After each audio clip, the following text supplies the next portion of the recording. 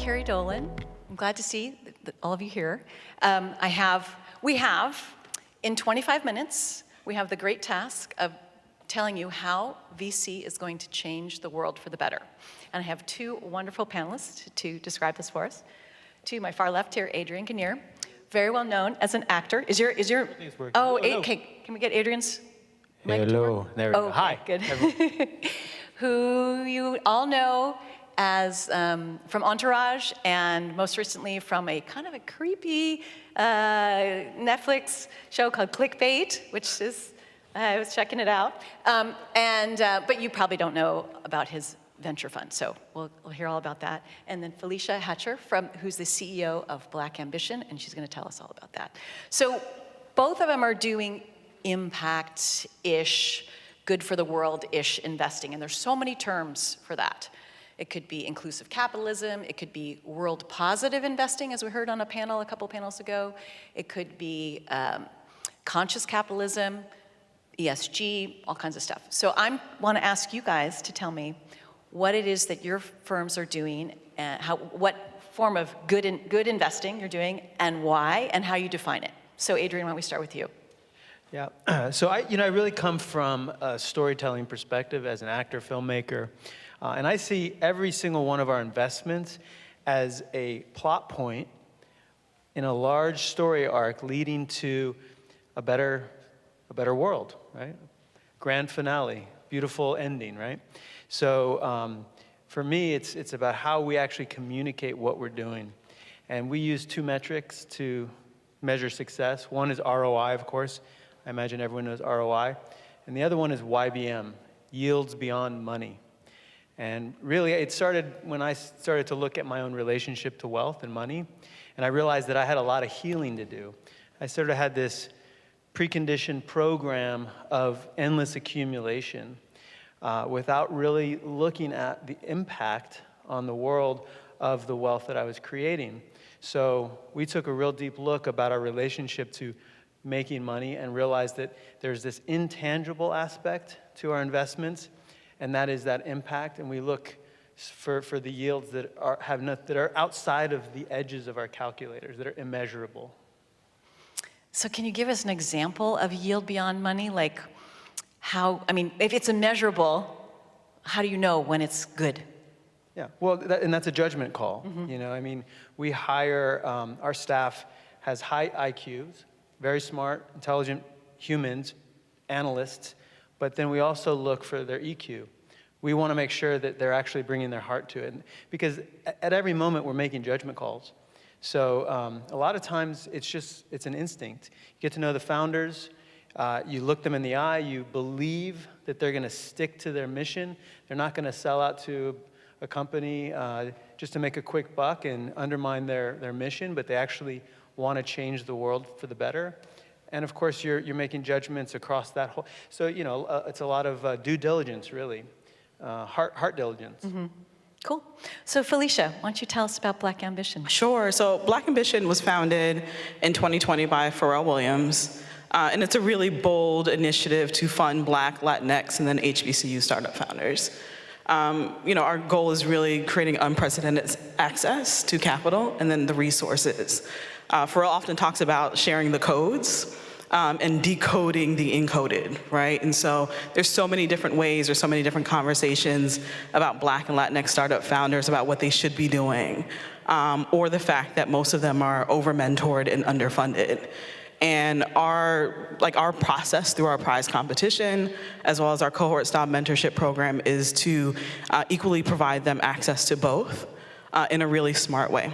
Both funding and mentorship? Both funding, mentorship, and access, right? Getting them in front of the people that have all the authority to say yes, because too many times Black and Latinx founders are, they get invited to a lot of dinners, but no deals, right? They get invited to the party, they're never invited to dance. And they're having so much conversations about people wanting to do the investments, but very rarely do the investments happen. But then we're expecting them to perform at the same level with a fraction of the money, and so we wanted to change that. You know, within Black Ambition, one of the questions that we ask our founders, we ask all of our partners, is who are you uninterrupted? And it's a very big, bold question. Who are you uninterrupted? Who are you uninterrupted? Oh, because they continue to be interrupted? They continue to be interrupted over and over again, and we want them to be thinking much bigger about the opportunities, the possibilities, much more expansive. And so if you've never answered that question to each and every one of you, I'm asking you that question right now, but it's what we ask of all of our founders, and then it's our goal with Black Ambition to go out and create that. And so we've supported about 300 entrepreneurs this year through our cohort-style mentorship program, and then we funded 34 of those companies with check sizes between $15K to $1 million. 34 companies in 1 year. Wow. I also feel a lot of affinity for what you're doing. I mean, we're in parallel paths. In fact, I've known Pharrell for a long time. We did ocean work together, in parallel. But really what we're doing also fundamentally is investing in the human being. So human flourishing, community development, equity and access to the world's wealth, and then better for you consumer goods.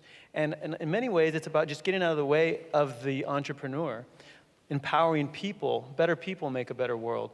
So when you're asking what does ESG look like, it's about empowering people who are leveled up, who have access to the world's wealth, which are the tools that build the world, and then letting them do it. Mm-hmm. But you're bringing some of that wealth to them, right? Yeah. Yeah, we're jump starting. So tell us about Du Contra. How long have you guys been around, and what are some of your favorite portfolio companies? Not to pick favorites, but anyway, what are some interesting portfolio companies? Maybe how about that? Yeah, so I've been investing for maybe about 10 or so years, just personally.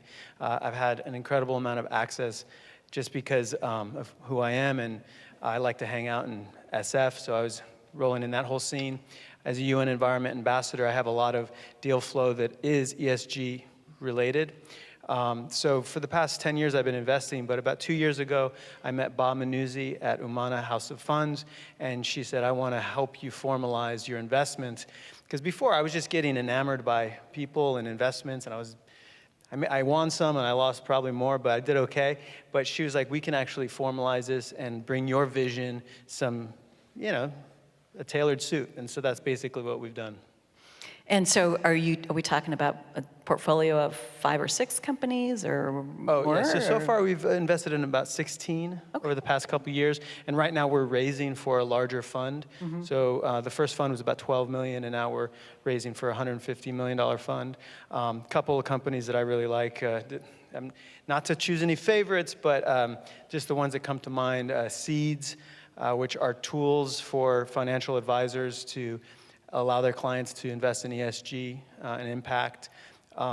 Wake, which is functional mushrooms and also psychedelics for mental health, wellness, and physical health. These have to be go through the FDA, the mushrooms from Wake? Medical use of psychedelics, Medical, okay. Yeah. Mm-hmm. Yeah, and then what's another one? Public, I guess, just because they're doing so well, which gives more people access to invest in the world's markets. So you're really trying to reach people in different ways and different.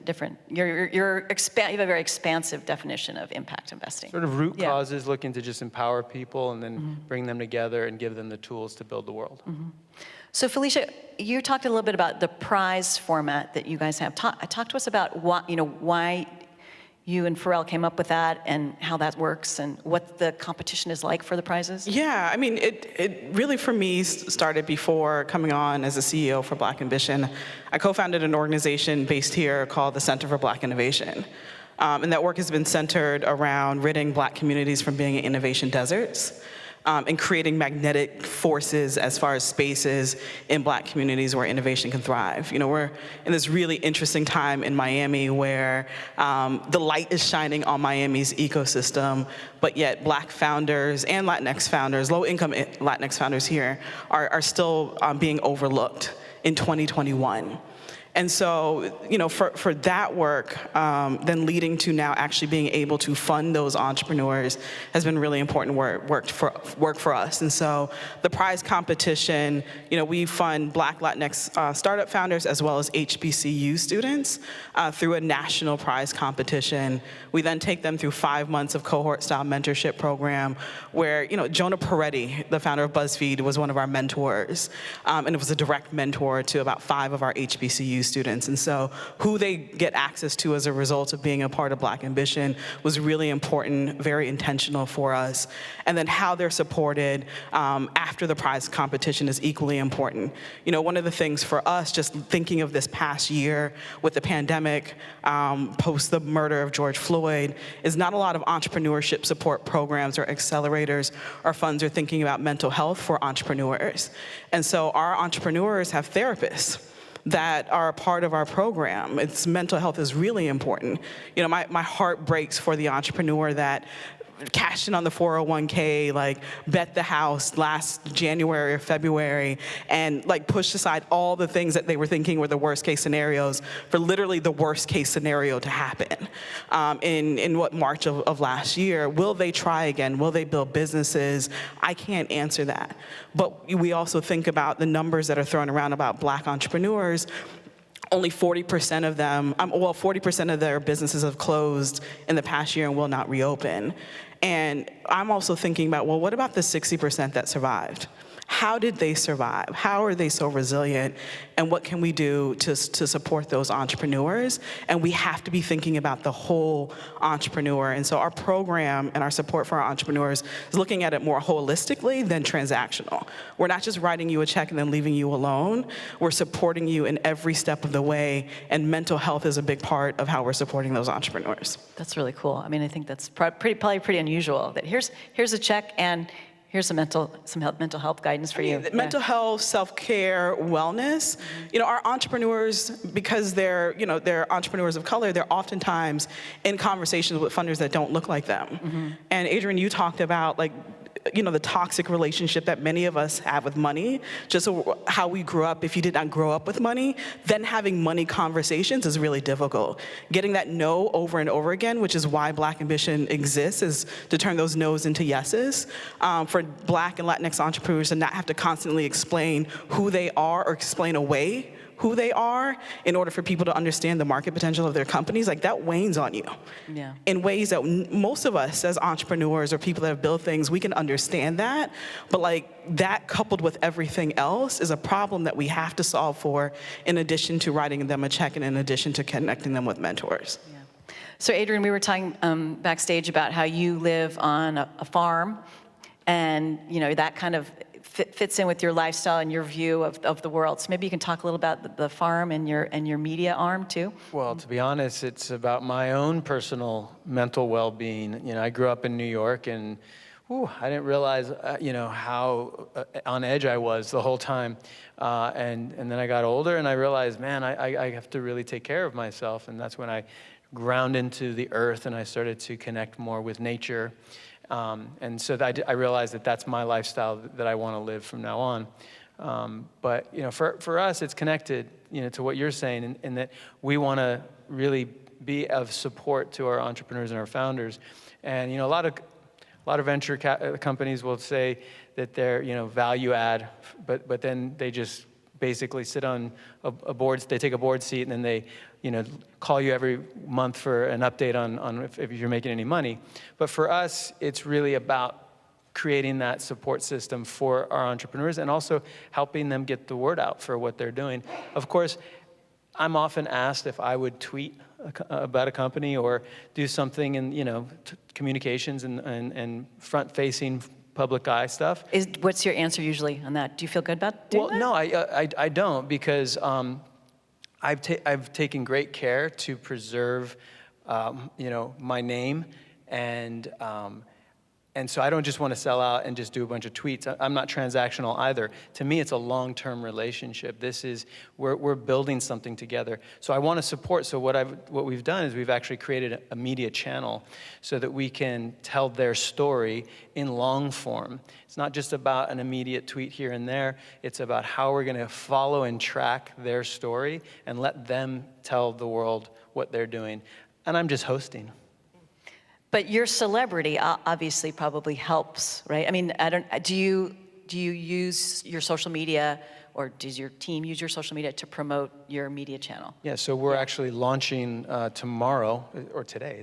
What's today? Second? Today's the tomorrow. second, yeah. Yeah, December 3rd. We're calling it Earth Speed. It's a lifestyle in the cadence of nature. So really, it tracks my life on the farm, learning how to basically homestead and farm and live a more embodied, grounded lifestyle while I invest in founders who are building that at scale across the world. So this is new programming on your channel, Correct. on the website for Yeah, and Earth so you'll hear So if people want to check it out, we should go to where? Earthspeed? At Earthspeed. At Earthspeed, yeah. okay. And you'll be Cool. hearing from the founders and thought leaders, and we'll learn about each category. So you will learn about mental health, and we'll hear from the founders of Wake, and we'll understand the medical use of psilocybin and psychedelics.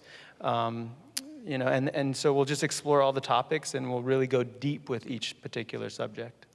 Awesome. Are you really farming? Are you raising livestock? Are you growing crops? Tell us about the farm part of the farm. I'm an apprentice. I am learning and really just taking it all in. And I'm permaculture certified. And the first principle of permaculture is to observe and interact. Before we impose our will upon the earth, we must listen and receive the wisdom of the natural flows of nature. And that's also something that we're learning as a larger society. We rushed it a little bit. We poured a bunch of concrete and we extracted a bunch of stuff, and now we need to rebuild the system that is more in line with a regenerative, natural systems. So you'll get there. You're learning. You're an apprentice. We'll check back with I'm you in a few humble. years, and then you'll have more to tell us about I'm the on farm. my knees. I'm learning. Excellent. So you're both obviously have to have sources of capital to fund your portfolio companies. Given that you're trying to do more than just basic return on investment, you've got greater aims. How does that conversation work with your LPs, with your investors? Do they expect, or are they coming into you and saying, yeah, I'm okay with getting a lower return on my investment because you're doing these other things? What are those conversations like? Whoever wants to take it. I'm interested in both of you guys' answers. Yeah, I mean, for us, with our partners, they align with our mission, right? They understand that Black and Latinx entrepreneurs and founders have largely been underfunded, and they want to be able to do something. They want to be able to do something about it. And so, as far as returns and what we're looking for our entrepreneurs, we want our entrepreneurs to become employers in their community. And large employers in their community. That's the return on the investment that we're looking for. We want them to be able to build sustainable companies, whether that's a startup or whether that's a small business that plays really well in the startup space. We also want them to be diverse employers as well, right? And so across gender, across race, those are the things that are really important to us. And then the other part of that is we are creating a return on the sacrifice. So we talk about ROI, but we're not talking about ROS when we're talking about Black and Latinx startup founders and how traditionally and systemically they have been left out, and they've worked their butts off for the companies, and we and our partners understand that we're returning on their sacrifice by being able to invest in them. And so those are some of the things that are important to us. Those are the conversations that we oftentimes have with our partners as well that have invested in us so that we can invest in those companies. And do you want to talk a little bit about who are some of your investors? We were mentioning a few of them when we were talking before. Adidas is a great partner of ours, Chanel as well, Rockefeller Foundation, Tony's Chocolatey GM are some of our really great partners that believe in the mission of what we're building, and they have committed for the long term. That's awesome. So I'm curious, Adrian, your take on this. Money is a tool, and the spirit of the tool is determined by the hand of the user. We can use a hammer to build something, or we can use a hammer to break something. So we do believe that we all need to, on an individual level, get into right relationship with money, but we also understand that money is what actually drives the world. So we're not naive enough to think, everyone should just not worry about money. We understand that, so we respect that reality. So for us, it's let's talk about our ROI. Let's show you how data-driven we are and how much we're actually looking out to not only protect your investment, but also make you some money. Once you have faith in our team that we know how to do that, put that aside, and now let's focus on the YBM. So really, it's about having a very, I think, sober, mature approach to investment, but also ultimately not being led by money as the goal. Money's not the goal, it's the tool that we use to reach our goal, which is the YBM. So one of the things that we heard a couple times today was that venture capital hasn't changed very much in the past 3 decades. And then we also heard from a panel that was talking about transfer of wealth to the next generation, what some of the younger wealthy people are interested in, and you heard a lot more folks interested in socially responsible investing and all that kind of stuff.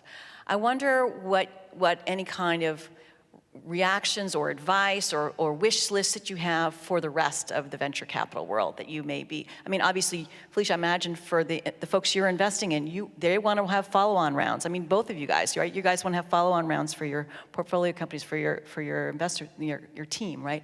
So, what's that been like, and what would you like to see different, if anything? Yeah, I mean, we're already, quite a few of our founders that we invested in are already starting to get follow-on funding. We need more of that, right? We need more companies to understand the innovation potential of Black and Latinx startup founders. Enough conversation around this, enough of the 1%, enough of the lack. Like, these companies are proving that they can have outsized return. They need the right, respectable amount of funding. When you go to Black neighborhoods, look at it not for the obstacles, but look for the opportunities. The Black church has been crowdfunding for centuries, but we understand Indiegogo and we understand Kickstarter. Throughout the continent of Africa, it's called Susu. Throughout the Caribbean, it's called Partner. Like, this peer-to-peer lending has been literally happening for generations. The utility of Uber Pool, strangers piling into a vehicle to go from point A to point B. Well, if you were looking in Black communities or Latinx communities, you would have saw the Jitney taxi and the Judah taxi, and these neighborhoods solving problems, major transportation problems, because of a lack of government infrastructure. And so the innovation, the ideas have always been there. The respectable amount of funding is what's not there, right? You look at Glam Squad, and it's nothing against these companies, but what I'm saying is these ideas exist in Black and brown communities before they were now major technology companies or they got the right amount of funding. And if we're solving problems in Black and Latinx neighborhoods here in the US, people of color are the global majority. And so if the problem is being solved here in Overtown or in Liberty City or in Atlanta, the market potential is huge. But if we don't care enough to respect those communities for the innovation that always existed there, you're missing out on deals. It's not about charity, it's about missing out on deals. And at the end of the day, that's the narrative that I want to see change in venture. Like, it's not charity, it's actually good business. And the data supports that it's good business and that you can get the returns that you're looking for. That's awesome. Yeah. You didn't think I'd do it, but oh, I want to dance with somebody. I want to feel the heat with somebody. Impact investors are having all the fun. So I would invite all VCs to come dance with us because we're actually building a more beautiful world. And I know all the money's great, but man, when you look at yourself in the mirror, I know you're not having as much fun as we are.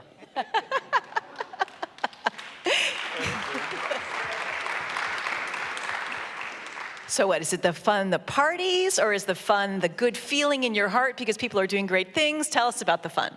Yes. I mean, I'm helping you sell this here, right? Well, yeah, I mean, why are we here? Like, what makes life worth living? Just having a bunch of Benjamins, sitting on a pile of cash? Or actually that human flourishing that we get to share and we get to, indulge together, one of my favorite quotes is, you can't be rich unless your neighbors are rich. Because if you're rich and you have a bunch of, then you need to start building higher walls and fences to keep out your neighbors who are broke and who are suffering. So we need to spread the wealth, spread the love, spread the impact, and it'll improve your quality of life and make the world a better place. I think that's a pretty good note to end on, don't you? Thank you to both of you. Thank you. Thank you so much. It's been great. We're going to share some deals, right? We're going to share some deals, yeah. Okay. All right, cool. Thanks, everybody.